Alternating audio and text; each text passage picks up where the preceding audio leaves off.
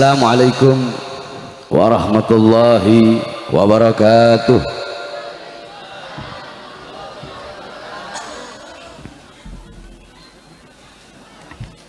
Alhamdulillahil qawiyyi sultanuh, al-wadihil burhanuh, al-mabsut fil wujud karamuhu wa ihsanuh.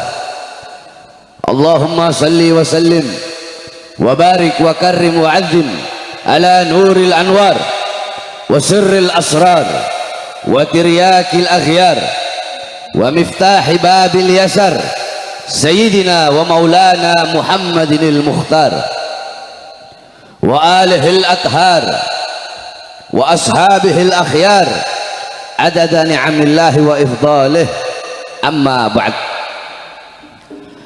Yang saya cintai, yang saya muliakan, para alim ulama, para habaib, para kiai, para asatid, para tokoh masyarakat, segenap aparat pemerintah, wabil khusus guru-guru kita yang baru saja memberikan nasihat dan tausiahnya yang luar biasa kepada kita semua, Al-Habib Muhammad Ibn Husain Al-Attas. Kita doakan mudah-mudahan Allah panjangkan umur beliau, Allah sehatkan jasmani dan ruhani beliau, Allah permudah urusan dunia akhirat beliau, Allah perkuat langkahan kaki beliau di dalam berdakwah dan berjuang di jalan Allah Subhanahu wa taala. Yang saya cintai, yang saya muliakan, sahabat lama saya, yaitu penasehat Majelis Taklim Junudur Rasul. Ini beliau sahabat lama saya.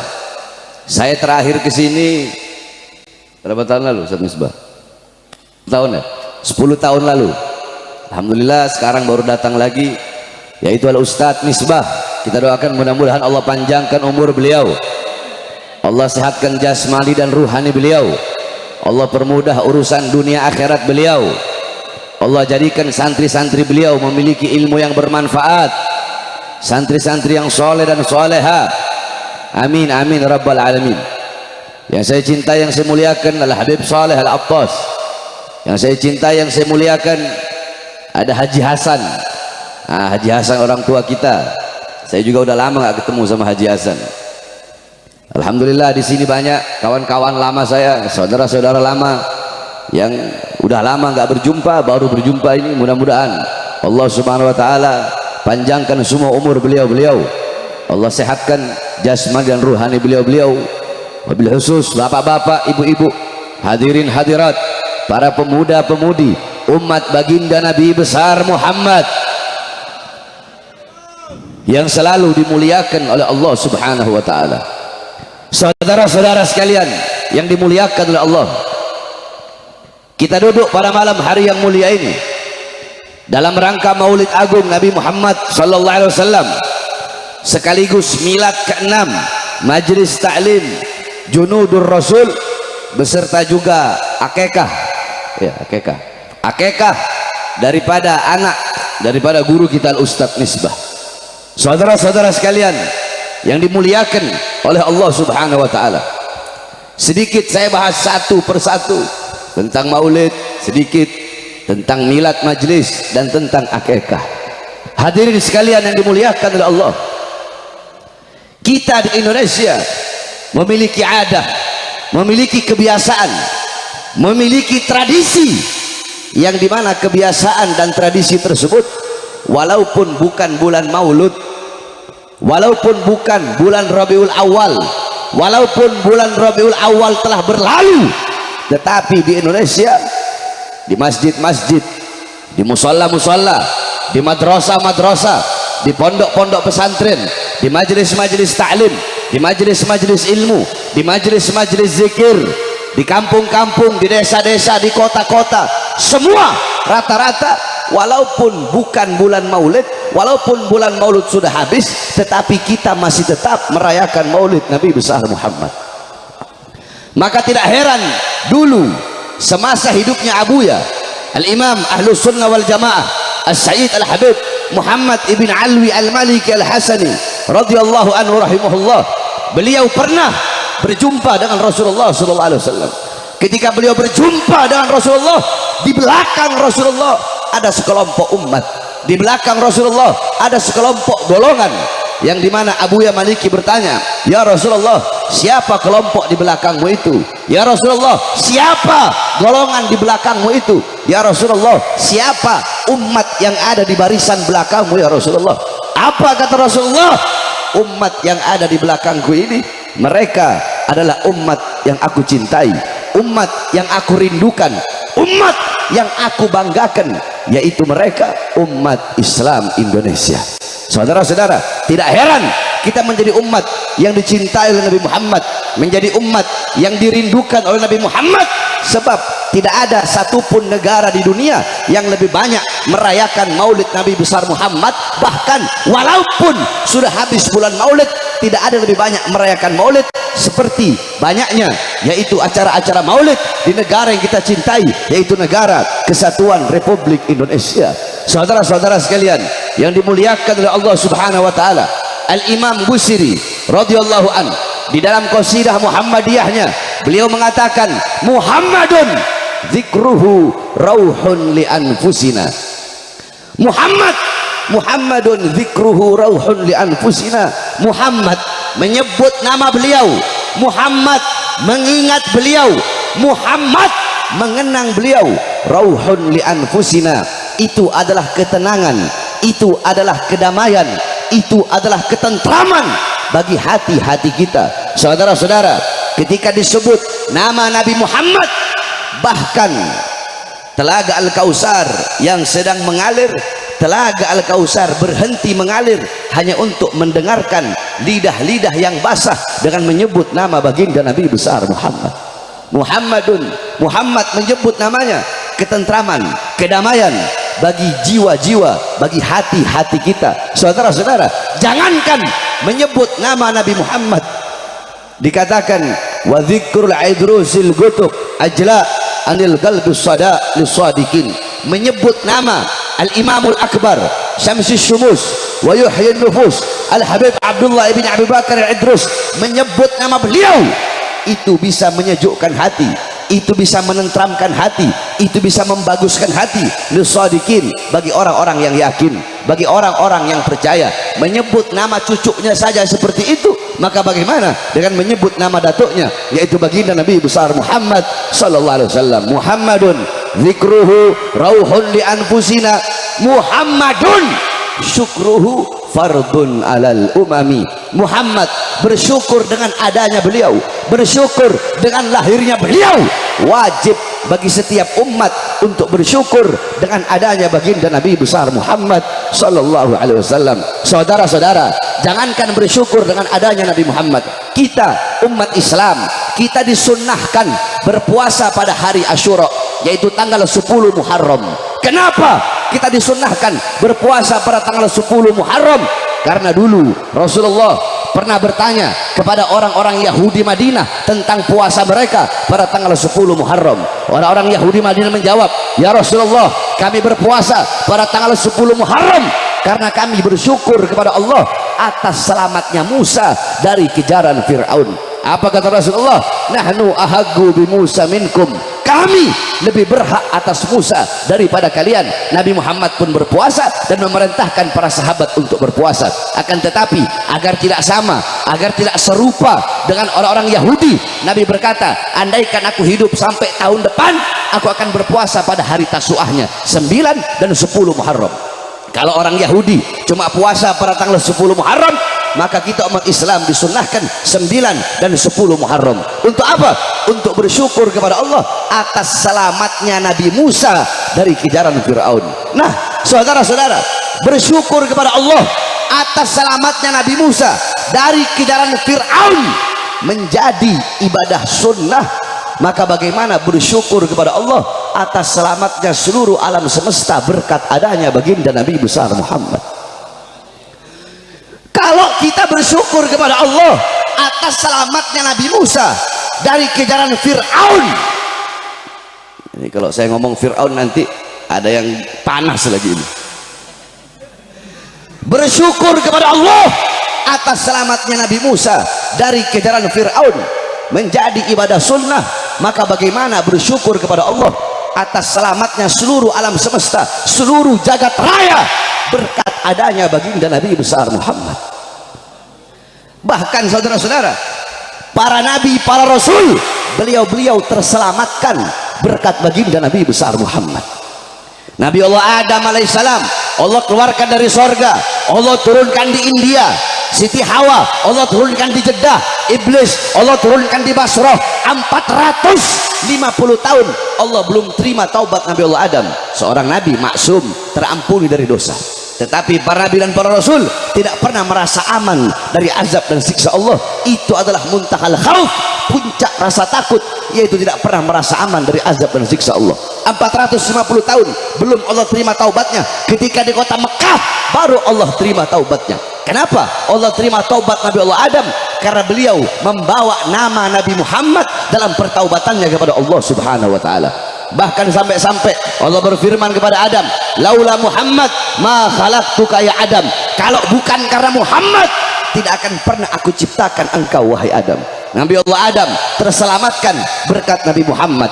Nabi Allah Nuh alaihissalam Allah selamatkan dari banjir bandang berkat dalam tulang sulbinya membawa nur baginda Nabi besar Muhammad.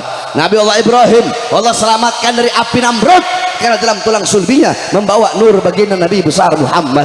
Nabi Allah Ismail alaihissalam Allah selamatkan dari penyembelihan Nabi Allah Ibrahim karena dalam tulang sulbi Nabi Allah Ismail membawa nur baginda Nabi besar Muhammad. Para nabi, para rasul, seluruh alam jagat raya, seluruh alam semesta, seluruh makhluk terselamatkan berkat adanya Nabi Muhammad.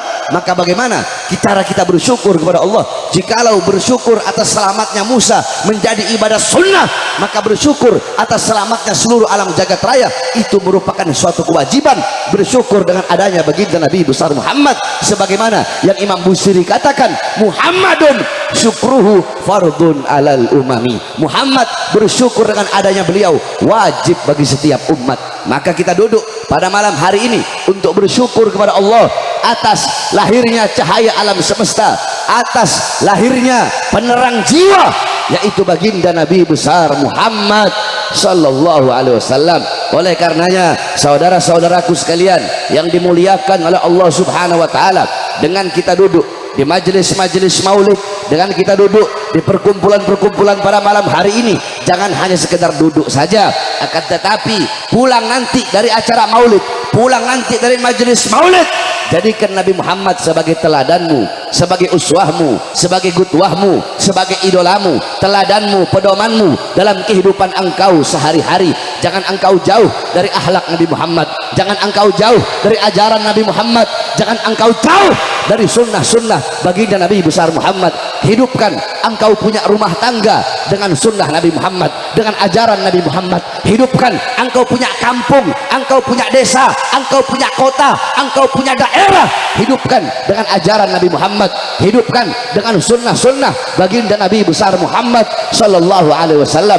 Hidupkan dengan akhlak Nabi Muhammad, dengan adab Nabi Muhammad, dengan amar ma'ruf Nabi Muhammad, dengan nahi mungkar Nabi Muhammad sallallahu alaihi wasallam.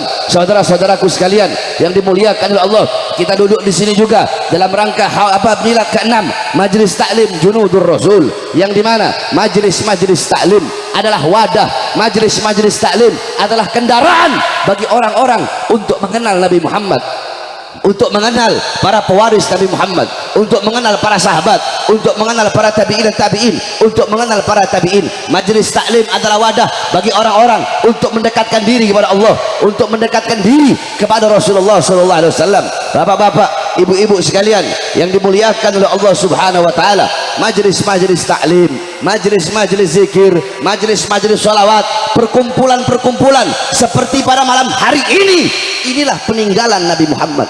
Jikalau kalian pengen tahu seperti apa dulu perkumpulan Nabi Muhammad, maka lihatlah perkumpulan-perkumpulan seperti pada malam hari ini. Inilah perkumpulan baginda Nabi besar Muhammad. Inilah warisan Nabi Muhammad. Kalian bapak-bapak, ibu-ibu, yang tua, yang muda, yang kaya, yang miskin, yang pinter, yang bodoh, semuanya duduk di majelis, semuanya duduk bareng-bareng di sini. Kalian untuk apa? Untuk mendapatkan warisan Nabi Muhammad. Nabi Muhammad, beliau tidak mewariskan harta.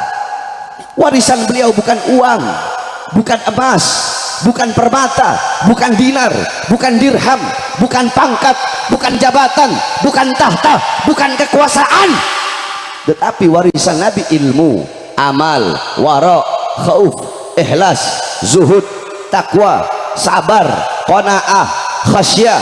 Itu warisan Nabi Muhammad. Abu Hurairah radhiyallahu an, suatu waktu Abu Hurairah pergi ke pasar. Abu Hurairah berkata, wahai orang-orang pasar, di masjid sedang dibagi-bagikan warisan Nabi Muhammad. Yang berdagang berhenti berdagang, yang punya toko menutup tokonya. Mereka pergi sama-sama ke masjid untuk mendapatkan bagian daripada warisan Nabi Muhammad. Mereka sampai di masjid, mereka berkata, oh hai Abu Hurairah, mana katamu sedang dibagi-bagikan warisan Nabi, tetapi kami tidak melihat dibagikan pakaian Nabi, atau dibagikan tongkat Nabi, atau dibagikan selimut Nabi, atau dibagikan kasur Nabi dari pelepah. Tidak ada. Yang ada hanyalah halakoh-halakoh, lingkaran-lingkaran.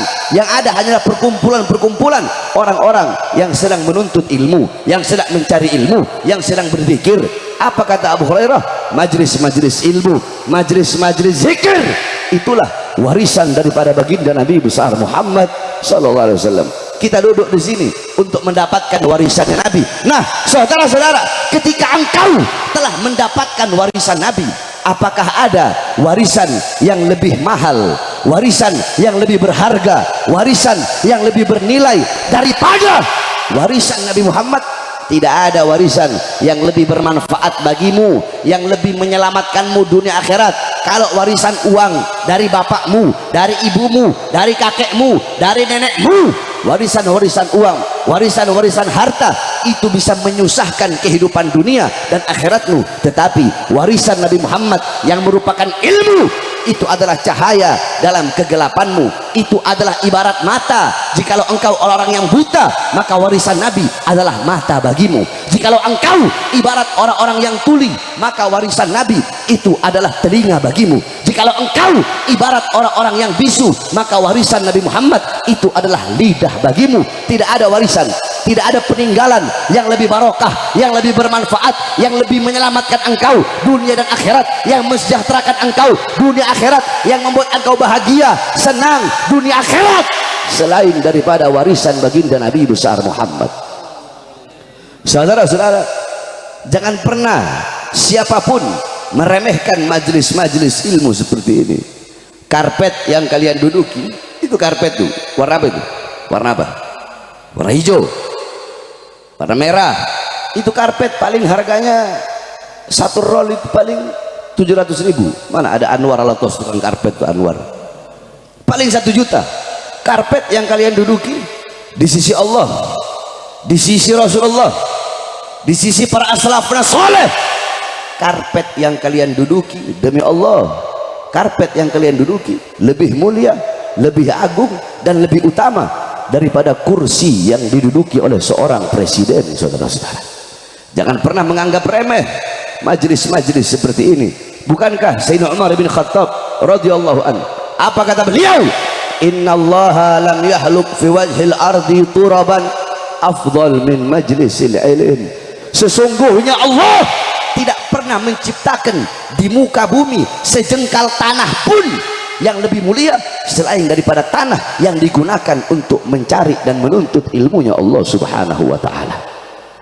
Saudara-saudara, Rasulullah sallallahu alaihi wasallam, beliau sudah berwasiat kepada Abdullah bin Mas'ud. Apa wasiatnya Rasulullah? Ya Ibn Mas'ud, julusuka sa'atan fi majlisil ilm la tamassu qalaman wa la taktubu harfan khairul laka min idki alfi raqabah. Wahai Ibn Mas'ud, engkau duduk di majlis ilmu, engkau duduk di majlis taklim sesaat, engkau duduk sebentar di majlis ilmu, la tamassaman, engkau tidak memegang pena, engkau tidak memegang pulpen, engkau tidak memegang pensil, engkau tidak memegang alat tulis, wala taktubu harfan, engkau tidak menulis walaupun 1 huruf, cuma duduk saja di majelis ilmu. Itu lebih baik bagimu, itu lebih utama bagimu, itu lebih bagus bagimu daripada engkau memerdekakan 1000 orang budak. Saudara-saudara, jangankan memerdekakan 1000 orang budak, memerdekakan 1 orang budak saja pahalanya di sisi Allah. Siapa orang yang memerdekakan satu orang budak, maka seluruh jawarihnya, seluruh anggota tubuhnya akan merdeka dari nerakanya Allah. Maka bagaimana kalau memerdekakan 1000 orang budak, sedangkan duduk di majelis ilmu, duduk di majelis taklim itu lebih utama, itu lebih mulia daripada memerdekakan 1000 orang budak. Nah, saudara-saudara, majelis-majelis taklim seperti ini, di majelis-majelis ilmu kita bisa mengenal Allah, mengenal Rasulullah, mengenal mana baik, mengenal mana buruk, bisa mendekatkan kita kepada Allah, bisa mempererat hubungan kita dengan Allah, mempererat hubungan kita dengan Rasulullah Sallallahu Alaihi Wasallam. Maka selalulah kalian melangkah ke majelis-majelis taklim, ke majelis-majelis ilmu, ke majelis-majelis zikir. Jangan sampai engkau punya kaki enggan untuk melangkah ke majelis-majelis seperti ini. Saudara-saudaraku sekalian yang dimuliakan oleh Allah Subhanahu wa taala, para ulama, para kiai, para ustadz, para habaib, beliau-beliau pewaris Nabi Muhammad, penyambung lidah Nabi Muhammad, beliau-beliau penerus perjuangan Nabi Muhammad. Jangan engkau jauh juga dari para ulama, jangan engkau jauh dari para ustadz, jangan engkau jauh dari para kiai, jangan jauh dari para habaib. Ikuti beliau-beliau, cintai beliau-beliau, jadikan beliau-beliau sebagai teladanmu, uswahmu, qudwahmu. Almar'u ma'aman ahab. Kelak seseorang akan dikumpulkan bersama orang-orang yang ia cintai. Man tashabbaha biqaumin fahuwa minhum. Barang siapa yang menyerupai suatu kaum, mengikuti suatu kaum, maka dia termasuk dengan kaum tersebut. Qala Imam Malik, Imam Malik berkata, muhibbal qaum yalhaq bil jamaah. Pecinta suatu kaum kelak di akhirat akan dikumpulkan bersama dengan kaum yang ia cintai. Imam Ghazali gal, mahbubal mahbub mahbub wa muhibbal mahbub mahbub. Orang-orang yang dicintai oleh orang-orang yang dicintai oleh Allah, orang itu pun akan dicintai oleh Allah. Dan mencintai orang-orang yang dicintai oleh Allah, orang itu pun akan dicintai oleh Allah Subhanahu wa taala. Jangan jauh dari para ulama, dari para ustadz, dari para kiai, dari para habaib. Muliakan beliau-beliau, cintai beliau-beliau, muliakan para ulama, muliakan orang-orang soleh. Akrimul ulama fa innahum indallahil kurama. Muliakan para ulama karena beliau-beliau adalah golongan yang mulia, golongan-golongan yang agung di sisi Allah Subhanahu wa taala. Man akrama aliman faqad akramani, faman akramani faqad akramallah, faman akramallah fama'wahul jannah. Siapa orang memuliakan ulama, maka seakan-akan, maka sungguh dia telah memuliakanku. Barang siapa memuliakan orang alim, memuliakan para ustadz, memuliakan para kiai, seakan apa, maka sungguh dia telah memuliakan aku, kata Rasulullah. Barang siapa yang memuliakan aku, maka sungguh dia telah memuliakan Allah. Barang siapa yang memuliakan Allah, maka tempatnya adalah surganya Allah Subhanahu wa taala. Jangan sampai putus hubungan kita dengan para ulama. Rasulullah sudah mengatakan, apa kata Rasulullah? Kun aliman, hei sekalian umatku, jadilah kalian, jadilah engkau ulama, jadilah engkau orang yang berilmu, jadilah engkau orang yang faham agama. Habib, saya nggak bisa jadi ulama, nggak bisa jadi ulama. Kun muta'alliman, jadilah pencari ilmu, jadi penuntut ilmu, jadi santri. Kalau nggak bisa jadi ulama, jadi santri. Habib, saya nggak bisa jadi santri, udah tua. Habib, saya nggak bisa jadi santri, otak saya bebel, ilmu nggak masuk. Oh, nggak bisa jadi santri. Kun mustami'an, jadilah pendengar ilmu. Sebagaimana ibu-ibu, bapak-bapak, para pemuda-pemudi duduk pada malam hari ini untuk mendengarkan ilmu dari para ustadz, dari para kiai, dari para habaib. Ini adalah golongan-golongan yang ketiga. Jadi ulama nggak bisa, jadi santri nggak bisa, maka jadilah pendengar ilmu, pendengar nasihat, pendengar hikmah-hikmah para ulama, pendengar nasihat-nasihat para ulama. Pasang kuping baik-baik kalau duduk di majelis taklim, kalau duduk di majelis zikir, jaga mulut, jangan banyak ngomong. Kalau duduk di majelis ilmu, jangan ribut. Ini majelis taklim, ini majelis ilmu, bukan dangdut, bukan orkes. Ini majelis yang dimana hamba-hamba yang tampak, hamba-hamba yang terlihat bisa dihitung pakai jari, paling 1000 orang. Akan tetapi hamba-hamba yang tidak tampak, hamba-hamba yang tidak terlihat, tidak bisa dihitung. Siapa? Mereka para malaikat-malaikat Allah yang duduk di sini untuk duduk di majelis ilmu, untuk memohon ampun atas dosa-dosa orang-orang yang duduk di majelis ilmu. Ingat wasiat saya, kalau duduk di majelis taklim kunci mulut, jangan berisik, jangan banyak ngomong, yang khusyuk. Sampai-sampai Syekh Abu Bakar bin Salim, ibu-ibu dengarkan apa kata Syekh Abu Bakar bin Salim, siapa orang yang banyak berbicara, siapa orang yang ribut, siapa orang yang banyak ngomong ketika sedang duduk di majelis ilmu, banyak ngomong, banyak bicara, banyak ribut, dikhawatirkan dia mati dalam keadaan su'ul khatimah. Jaga kita punya lidah. Saudara-saudara, Rasulullah berwasiat kepada Muaz bin Jabal. Apa wasiat Rasulullah? Rasulullah berwasiat, wahai Muaz bin Jabal, ittaqullah haitsuma kunta wa aina ma kunta. Wahai Muaz bin Jabal, bertakwalah engkau kepada Allah dimanapun engkau berada, kapanpun, dalam keadaan apapun, bertakwalah kepada Allah. Wahai Muaz, jaga kau punya sholat, karena sholat tiang agama. Wahai Muaz, berpuasalah engkau, karena puasa dapat membuka pintu-pintu kebaikan. Wahai Muaz, sedekahkan engkau punya harta, karena bersedekah bisa menghapus dosa sebagaimana bara yang sedang menyala kemudian disiram dengan air. Akan tetapi dari semua wasiatku tadi, wahai Muaz, ada satu yang paling penting, jaga engkau punya lidah wahai Muaz. Sebab orang masuk ke dalam neraka laisa bi aidihim, orang masuk neraka bukan karena tangannya, orang masuk neraka bukan karena kakinya, orang masuk neraka karena lidahnya. Banyak orang masuk neraka itu karena lidah. Makanya Rasulullah SAW ketika beliau berdiri depan pintu neraka, Rasulullah menceritakan kepada para sahabat, wahai para sahabat, ketika aku berdiri depan pintu neraka, yang paling banyak aku lihat adalah perempuan dan orang-orang kaya. Pertanyaannya, kenapa perempuan yang paling banyak masuk neraka? Al-Imam An-Nawawi radhiyallahu an, beliau menjawab, jawabannya dua. Jawaban yang pertama, karena syariatnya perempuan jumlahnya lebih banyak daripada jumlah laki-laki, sehingga yang paling banyak juga masuk ke dalam neraka itu adalah perempuan. Perempuan sedikit masuk surga. Kenapa? Karena di surga, kata Imam Nawawi, Allah telah menyiapkan banyak para bidadari-bidadari. Bukan berarti sedikit juga, sedikit waktu di akhirat itu, sedikit di akhirat itu sangat banyak, saudara-saudara. Satu hari waktu di akhirat itu, satu hari aja waktu di akhirat sama dengan 500 tahun ya waktu kita di bumi. Satu hari akhirat. Jadi sedikitnya akhirat itu banyak. Nah, kenapa paling banyak masuk neraka? Itu adalah perempuan. Sengaja saya bahas ini karena di sini banyak para perempuan. Sebab, ayo ibu-ibu jawab ya. Yang suka yang paling banyak ghibah siapa? Perempuan atau laki-laki? Yang paling banyak gosip siapa? Yang suka paling banyak fitnah siapa? Perempuan. Perempuan bangun tidur belum makan udah gibahin tetangganya, udah ngomongin tetangganya, gosipin tetangganya, apa aja digosipin sama perempuan-perempuan zaman sekarang gitu. Ya, makanya jaga engkau punya lidah, sebab orang masuk neraka paling banyak dikarenakan lidahnya.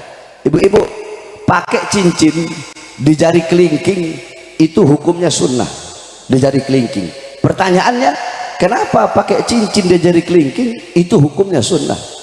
Rasulullah SAW ketika beliau mau pakai cincin, ibu-ibu, ketika beliau mau meletakkan cincin di tangan suci beliau, si telunjuk berkata, ya Rasulullah, akulah yang paling pantas untuk dikenakan cincinmu, karena aku adalah isyarat tasyahud, aku isyarat la ilaha illallah. Ketika orang mengucapkan tahlil atau mengucapkan syahadat, pasti isyaratnya adalah aku. Jari tengah berkata, ya Rasulullah, aku yang paling panjang, aku yang paling tinggi dari semua jari, aku lebih berhak dan lebih pantas untuk dikenakan cincinmu ya Rasulullah. Jari manis berkata, jempol berkata, ya Rasulullah, aku yang paling besar dari semua, akulah yang paling pantas untuk dikenakan cincinmu ya Rasulullah. Jari manis berkata, ya Rasulullah, aku lebih besar dari kelingking, walaupun aku tidak lebih tinggi dari jari tengah, aku tidak lebih mulia dari jari telunjuk, aku tidak lebih besar dari jempol, tetapi setidaknya aku lebih besar dari jari kelingking. Nah, dari semua 5 jari, jempol ngomong, jari telunjuk ngomong, jari tengah ngomong, jari manis ngomong, kelingking nggak ngomong. Kelingking cuma diam, karena diamnya kelingking. Karena itulah Rasulullah memilih memasukkan cincinnya, khatamnya pada jari kelingking, karena kelingking diam, enggak banyak ngomong. Saudara-saudara sekalian, maka jaga kita punya lidah ketika duduk di majelis-majelis ilmu dan di majelis-majelis zikir. Karena qulu khairan aw yasmut, berkatalah sesuatu yang baik atau lebih baik diam. Kalau tidak bisa berkata yang baik, lebih baik kita diam. Nah, saudara-saudara sekalian yang dimuliakan oleh Allah SWT, terus orang-orang bertanya, Habib memerintahkan bahwasanya qulu khairan aw yasmut, berkatalah sesuatu yang baik atau lebih baik diam. Tapi kenapa Habib suka suka berkata-kata kasar? Kenapa Habib suka mencaci? Habib suka memaki? Kenapa Habib kalau ceramah keras? Habib kalau ceramah teriak-teriak? Ya, kalian kan cuma lihat kalau saya lagi ceramah, kalian nggak lihat bagaimana kalau saya lagi ngobrol. Kalian nggak setiap hari sama saya, kalian nggak 24 jam bersama saya dengan saya. Yang tahu saya orang-orang terdekat saya. Bagaimana banyak diamnya saya, bagaimana pemalunya saya. Ya betul, memang Rasulullah berkata qulu khairan aw yasmut, berkatalah sesuatu yang baik atau lebih baik diam.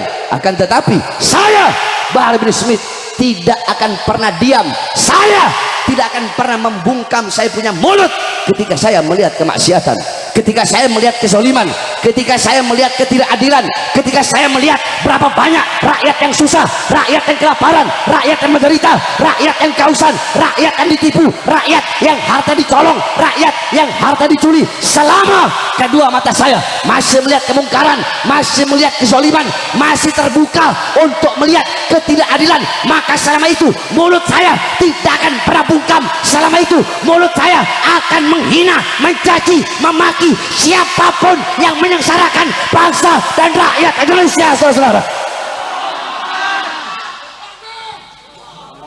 saya emang lebih banyak diemnya, tapi kalau lagi ceramah nggak ada istilah masa ceramah diem kayak ikan mas koi diem.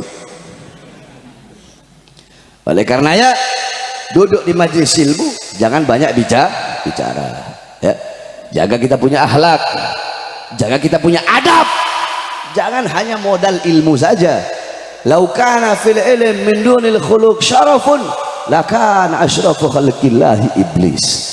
Kalau cuma modal ilmu seseorang bisa jadi mulia, kalau cuma modal ilmu agama atau ilmu dunia orang itu bisa jadi mulia. Cuma modal ilmu, nggak ada akhlak, nggak ada adab, nggak ada budi pekerti, cuma modal ilmu seseorang bisa menjadi mulia. Maka makhluk yang paling mulia adalah iblis. Saudara-saudara, sepinter-pinternya kita, iblis masih lebih pintar dari kita. Sebanyak-banyaknya ibadah kita, iblis lebih banyak ibadahnya dari kita. Iblis lebih pintar dari kita, iblis lebih banyak ibadahnya, lebih bertakwa dari kita. Tapi kenapa iblis dikutuk, iblis dilaknat oleh Allah? Karena iblis tidak punya adab, karena iblis tidak punya akhlak. Ketika Allah memerintahkan untuk sujud, iblis tidak mau sujud. Pembangkangan itu merupakan pelanggaran akhlak. Pembangkangan itu merupakan tiada adab, itu merupakan tiada akhlak. Yang paling tinggi, yang paling besar, yakni orang meninggalkan akhlak, orang meninggalkan adab, yang paling besar adalah pembangkangan terhadap Allah dan pembangkangan terhadap Rasulullah SAW. Maka wasiat saya, jangan jauh dari ulama, jangan jauh dari orang-orang soleh. Saudara-saudara, ini zaman sekarang sudah edan, ini zaman udah gila, ini zaman udah rusak, ini zaman sekarang udah nggak benar. Saudara-saudara, fitnah di mana-mana, kerusakan di mana-mana, maksiat di mana-mana, mabuk di mana-mana, melacur di mana-mana. SD zina, SMP zina, SMA, anak-anak SMA melahirkan di dalam sekolahnya, anak SMA melahirkan di dalam kelasnya. Anak-anak kecil tidak kenal siapa Tuhannya. Anak-anak kecil zaman sekarang, anak-anak muda zaman sekarang buta terhadap Allah. Tanya sifat wajib, mereka nggak kenal. Sifat wajib bagi Allah, sifat mustahil bagi Allah, sifat jaiz bagi Allah. Tanya fikih, bodoh tauhid, buta terhadap tauhid, buta terhadap fikih, buta terhadap hukum-hukum Islam, tidak kenal siapa nabinya, tidak kenal siapa malaikat-malaikat Allah. Anak zaman sekarang beda dengan kita orang. Dulu kita orang masih kecil, kita belajar sifat 20, kita belajar ilmu fikih, kita belajar ilmu hadis, kita belajar Al-Quran. Anak-anak zaman sekarang, saudara-saudara, lato-lato.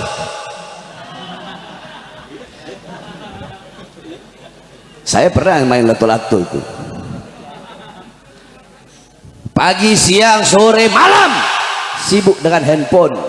Ayo saya tanya ibu-ibu, jawab yang keras. Anak-anak ibu, putra putri ibu di rumah lebih banyak pegang handphone apa pegang Quran? Jawab ibu-ibu yang keras. Handphone apa Quran? Suaminya ibu-ibu lebih banyak pegang handphone apa Quran? Handphone apa Quran? Zaman sekarang mereka tidak kenal siapa Allah, siapa Rasulullah, nggak kenal apa itu iman, nggak kenal apa itu Islam. Mereka semakin hari semakin jauh dari baginda Nabi besar Muhammad sallallahu alaihi wasallam. Bapak-bapaknya sibuk cari uang, sibuk cari nafkah, sibuk kerja pagi, siang, sore, malam untuk memberi makan jasad anak-anaknya, memberi makan jasmani anak-anaknya. Tetapi kalian sebagai bapak lupa memberi makan jiwa dan hati anak-anak kalian.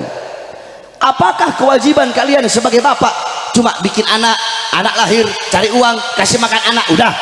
Kewajiban kalian sebagai bapak cuma ngasih makan anak, cari uang, ngasih makan, cari uang, ngasih makan. Jikalau kewajiban kalian sebagai bapak hanya memberi makan jasmani anak-anak kalian, apa bedanya kalian dengan binatang? Kalian belum bangun, binatang udah bangun lebih dulu mencari makan untuk anak-anaknya. Ada yang lebih wajib bagi kalian. Apa yang lebih wajib? Apa yang harus lebih kalian dahulukan, kalian utamakan? Memberi makan jiwa dan hati anak-anak kalian. Apa makanan jiwa? Apa makanan hati? Makanan jiwa, makanan hati bagi putra putri kalian adalah ilmu. Maka tanyakan kepada diri kalian, berapa lama kalian menjadi sebab hati anak-anak kalian mati? Ibu-ibu, saya tanya, jawab ya. Emas, intan, permata, berlian, uang, ibu-ibu taruh di luar rumah apa dikunci rapat-rapat dalam rumah? Di lemari. Kenapa nggak taruh di luar? Kenapa? Hilang, takut diambil orang, dicolong orang, dicuri orang, takut dirampok orang. Emas, intan, permata, berlian, uang kalian kunci rapat-rapat dalam lemari. Tapi kenapa anak-anak perempuan kalian umbar seperti binatang? Apakah emas, intan, permata lebih berharga daripada anak-anak perempuan kalian? Saudara-saudara, Sayyidah Fatimah radhiyallahu anha, Sayyidatun Niswa fid dunya wal akhirah, pemimpin seluruh kaum wanita di dunia dan di akhirat. Hababah Fatimah, Sayyidah Fatimah setiap malam rumahnya selalu gelap. Orang bertanya, ya Imam Ali, apakah engkau tidak punya uang untuk beli lentera? Apakah engkau tidak punya uang untuk membeli lentera yang menyinarimu di kala malam, sehingga setiap kami lewat di depan rumahmu setiap malam rumahmu selalu gelap gulita? Apa jawab beliau? Sengaja kami matikan lentera di rumah kami ketika malam. Kami punya lentera. Rumahmu setiap malam rumahmu selalu gelap gulita. Apa jawab beliau? Sengaja kami matikan lentera di rumah kami ketika malam. Kami punya lentera, akan tetapi setiap malam kami matikan lentera di rumah kami. Agar apa? Agar orang-orang yang lewat depan rumah kami tidak bisa melihat sekalipun walaupun bayangan daripada anak-anak perempuan kami. Bayangan anak-anak perempuannya nggak rela dilihat. Kita orang zaman sekarang, anak-anak perempuan kita telanjang kita biarkan, anak-anak perempuan kita membuka aurat kita biarkan, anak-anak perempuan kita pacaran kita biarkan. Bahkan ibu-ibu sekarang anak perempuannya punya pacar, bukannya dilarang, pacarnya datang antar anak perempuannya disuruh masuk, ibunya yang matikan lampu. Saudara-saudara, ini yang terjadi di zaman sekarang. Kerusakan di mana-mana. Istahalluz zina wa istibahul khumur. Berzina dianggap perkara yang halal, mabok dianggap perkara yang halal, judi dianggap perkara yang halal. Orang-orang tidak lagi malu mempertontonkan perbuatan dosanya dan maksiatnya. Islam dihina, mereka biarkan. Islam dihina, Islam dilecehkan, Islam dicaci, Islam dimaki, syariat Islam dipermainkan. umat Islam ya tenang-tenang saja. Malu kalian sebagai umat Islam, malu kau punya lidah mengaku sebagai umat Nabi Muhammad, tetapi syariat Islam dilecehkan, syariat Islam dihinakan. Kalian cuma diam, tidak pantas kalian mengaku sebagai umat Nabi Muhammad. Kalian mengaku Al-Quran kitab kalian, Al-Quran dinistakan, Al-Quran dilecehkan, kalian cuma diam saja. Mending kalau cuma diam ketika saudara-saudara kalian berjuang untuk membela Quran, membela kehormatan Quran, membela kesucian Al-Quran. Justru kalian malah menghina, mencaci dan melemahkan perjuangan saudara-saudara kalian yang membela kehormatan dan kesucian Al-Quran. Nabi Muhammad congor kalian, kita umat sekarang congor kita. Congor, tahu congor? Ini congor nih. Congor kalian mengaku sebagai umat Nabi Muhammad, mengaku sebagai umat yang terbaik, mengaku umat yang paling sempurna, tetapi Nabi Muhammad dihina, kalian cuma diam. Nabi Muhammad dilecehkan, Nabi Muhammad direndahkan, diam. Terus mulutnya mengaku sebagai umat Nabi Muhammad sallallahu alaihi wasallam. Giliran ada saudara-saudaranya yang berjuang membela kehormatan Nabi, malah dihina, malah dicaci, malah dimaki. Yang merusak Islam bukan orang kafir, bukan orang Yahudi, bukan orang Nasrani, bukan orang Kristen, bukan orang Buddha, bukan orang Hindu. Yang paling banyak merusak Islam, melecehkan Islam, justru orang Islam itu sendiri. Coba kau lihat, yang paling banyak hina Islam bukan orang kafir, orang Islam. Syariat Islam dianggap asing, pakaian-pakaian Islam dianggap asing. Ini zaman sudah gila, saudara-saudara. Kau pengen selamat dari zaman yang penuh dengan kerusakan, jangan engkau berlepas diri dari para habaib, anak cucu Rasulullah SAW. Siapa yang mengatakan? Bukan saya yang bilang, yang bilang Rasulullah. Apa kata Rasulullah? Ahli baiti kasafinatin Nuh, keluargaku, anak cucuku bagaikan perahu Nabi Allah Nuh, yang naik selamat, yang nggak naik nggak selamat. Di zaman Nabi Nuh ketika ada banjir bandang, semua makhluk, mau binatang mau manusia, yang naik perahu Nabi Nuh dipastikan selamat. Yang nggak naik, bahkan anaknya sendiri Kan'an tidak selamat karena tidak naik di perahu Nabi Allah Nuh. Nah, banjir bandang, kalau di zaman Nabi Nuh banjir bandang, di zaman sekarang banjir bandangnya fitnah, kerusakan, kemaksiatan, kemungkaran, ketidakadilan merajalela di mana-mana. Engkau pengen selamat, berpegang teguh kepada para habaib, kepada para anak cucu Rasulullah, insya Allah engkau bakal selamat dunia akhirat. An-nujum amanul ahli sama wa ahli baiti amanul ahli al-arad. Bintang-bintang pengaman bagi penduduk langit, keluargaku, anak cucuku adalah pengaman bagi para penduduk bumi. Engkau pengen aman, engkau pengen selamat, jangan engkau jauh dari anak cucu Rasulullah SAW. Cintai para anak cucu Rasulullah SAW. Hum itrati khuliqu min tinati fawailal lil mukadzibina bifadlihim man habbahum mahabbahullah man abghadahum abghadahullah. Mereka keluargaku, mereka anak cucuku, maka celakalah orang-orang yang mendustakan keutamaan mereka. Barang siapa yang mencintai mereka, Allah cinta kepadanya. Barang siapa yang membenci mereka, Allah pun akan membencinya. Oleh karenanya, ikuti para habaib, insya Allah engkau, kita semua bakal selamat dunia akhirat, aman dunia akhirat, damai dunia akhirat, tentram dunia dan akhirat. Cintai habaib, jangan pilih-pilih mau habib yang tegas atau habib yang lembut, mau habib yang bodoh atau habib yang pinter, mau habib yang masyhur atau yang khumul atau yang mastur, habib yang terkenal atau yang enggak, habib yang kaya atau yang miskin. Cintai.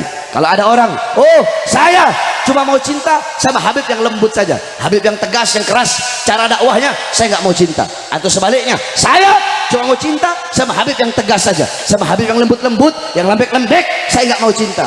Orang seperti itu bahaya. Orang seperti itu cintanya ada di mata, bukan cinta yang berasal dari dalam hati. Mahallul mahabbah, tempatnya cinta bukan di mata, bukan di telinga, tapi tempatnya cinta adalah di hati. Orang yang benar-benar cinta, pecinta sejati, dia akan menutup matanya, akan menutup telinganya dan akan menutup mulutnya. Pecinta sejati bagaikan mayat, saudara-saudara. Matanya nggak bisa melihat, telinganya nggak bisa mendengar, dan lidahnya tidak bisa berbicara. Sekali lagi saya wasiatkan, kalau orang-orang sekarang ini kalau nggak mau berjuang, diam. Tadi saya bilang apa? Orang masuk neraka karena apa? Karena lidah. Saudara-saudara, Al-Imam Syafi'i, saya teringat ada satu diwan Imam Syafi'i.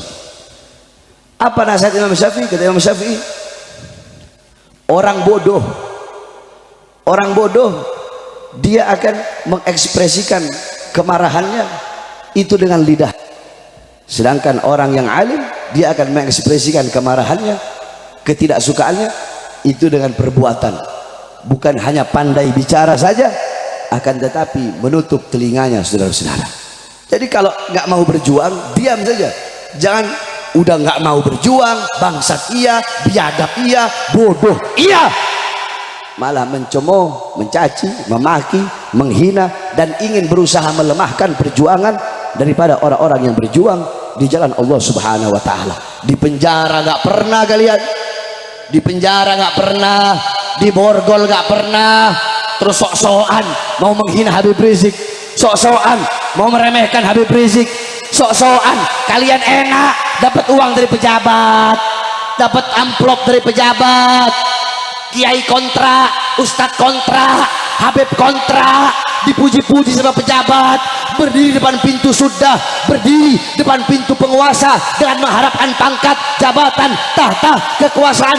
Habib Rizik organisasinya dibubarkan, santrinya, muridnya, laskarnya dibunuh, dipenjara beliau. Terus kalian tidak ada tai kuku daripada Habib Rizik, terus kalian mau coba-coba ingin mencemooh, mencaci dan memaki Al Habib Rizik bin Husaini Syihab. Kalian nggak ada perjuangan kalian untuk Islam. Jadi kalau kalian nggak mau berjuang, jaga kau punya mulut, diam. Saya kalau ketemu orang yang berani di sosmed begitu, hina caci pakai FPI, hina caci pakai Rizik, ketemu sama saya tampar mulutnya. Saya mereka tuh congornya cuma berani di sosial media doang. Ketemu langsung, kalau nggak saya makan, bukan saya Bahar bin Smith, saudara-saudara. Iblis saja saya makan, apalagi orang-orang kayak begitu. Oleh karenanya kita doakan para habaib, para guru-guru kita, semua habaib, semua para guru, khususnya yang perjuangan luar biasa, Imam besar kita Habib Muhammad Rizik bin Husaini bin Syihab. Mudah-mudahan Allah panjangkan umur beliau, Allah sehatkan jasmani dan ruhani beliau. Kemudian seluruh anak-anak beliau, putri-putri beliau, menantu-menantu beliau, Habib Muhammad, Habib Hanif, Habib Irfan, saya punya keponakan Habib Alwi, kemudian menantu-menantu beliau yang lain, seluruh laskar murid-murid beliau di sini nih di Pondok Cabe nih, alhamdulillah laskar-laskar lama semua ini. Mudah-mudahan semua perjuangan kita diridhoi oleh Allah Subhanahu wa Ta'ala. Dan kepada seluruh hadirin, tidak keluar dari ini majelis kecuali Allah penuhi kita dengan rahmat kasih sayangnya, dengan pengampunannya, maghfirat, hidayat, rahmat. Amin amin ya rabbal alamin. Mudah-mudahan madrasah daripada Ustadz Misbah, mudah-mudahan semua santri-santrinya mendapatkan ilmu yang bermanfaat. Amin amin ya rabbal alamin. Terakhir sebelum saya tutup, Al Ustadz Misbah memiliki madrasah. Bapak-bapak, ibu-ibu, banyak orang tua sekarang ini ditanya kenapa anaknya nggak mau masuk pondok pesantren atau nggak mau madrasah, nggak mau masuk madrasah, kenapa kok dimasukkan sekolah-sekolah umum? Apa jawab orang tua sekarang? Kalau anak-anak saya masuk pesantren atau masuk madrasah diniyah, kalau nggak sekolah umum, nanti anak saya miskin, nanti anak saya susah, nanti anak saya kelaparan, nanti anak saya nggak makan, nanti anak saya nggak dapat kerjaan, nanti anak saya jadi gembel. Jangan pernah membandingkan pondok pesantren atau madrasah Islam dengan sekolah-sekolah umum. Sekarang saya tanya, semua laki-laki perempuan jamaah yang hadir, jawab yang keras. Di luar sana yang paling banyak mabok-mabokan dulu, mereka mondok atau sekolah? Yang paling banyak jadi koruptor, mereka dulu mondok apa sekolah? Yang paling banyak jadi pelacur, mereka dulu mondok apa sekolah? Mondok apa sekolah? Yang paling banyak di luar sana narkoba, Mereka dulu mondok apa sekolah? Mondok apa sekolah? Yang paling banyak nggak perawan di pondok apa di sekolah? Yang paling banyak zina di pondok apa di sekolah? Yang membuka aurat paling banyak di pondok apa di sekolah? Berarti mana lebih bejat, pondok apa sekolah? Mana lebih bejat, pondok apa sekolah? Bukan berarti nggak sekolah, bukan berarti nggak sekolah. Silahkan sekolahkan anak-anak kalian, silahkan. Akan tetapi walaupun sekolah, tetap dahulukan pendidikan agama. Mudah-mudahan semua anak-anak kita menjadi anak-anak yang soleh dan soleha, alim dan alimah. Amin amin ya rabbal alamin. Rabbi fanfa'na bi barakatihim wa ahdil husna bi hurmatihim wa amitna fi tariqatihim wa mu'afati minal fitani wa sallallahu alaihi wasallam Muhammadin wa ala alihi washabbihi wa barik wa sallam walhamdulillahi rabbil alamin wal afu minkum wassalamu alaikum warahmatullahi wabarakatuh.